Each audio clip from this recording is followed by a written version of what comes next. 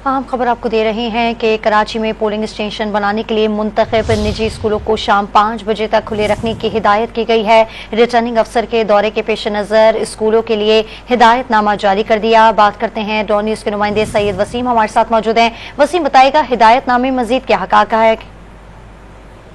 जी बिल्कुल, additional director registration Rafia Javed की जानिब से हिदायतनामा जारी हुआ है, जिसमें निजी स्कूलों को पोलिंग स्टेशन बनाने के लिए हिदायतनामा जारी किया गया है। स्कूलों को शाम 5 बजे तक खुले रखने की हिदायत की गई है। रिटर्निंग अफसर और असिस्टेंट रिटर्निंग अफसर स्कूलों में किसी भी वक्त विजिट कर सकते हैं। तमाम जो स्कूलों की इंतजामिया है वो इलेक्शन कमीशन के अमले के साथ ताउन करे, ये कहना है रफिया जावेद का।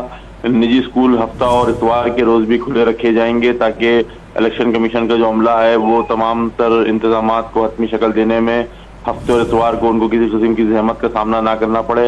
इलेक्शन कमीशन की मुकर्रर करदा टीमें स्कूलों का मुआयना करने आएगी। सूबे भर के निजी स्कूलों में अपनी तैयारी मुकम्मल रखें। एडिशनल डायरेक्टर प्राइवेट स्कूल की जानिब से ये तमाम स्कूलों को हिदायत जारी कर दी गई है। जी, तफसील बताए थे सैयद वसीम, आपका बहुत शुक्रिया।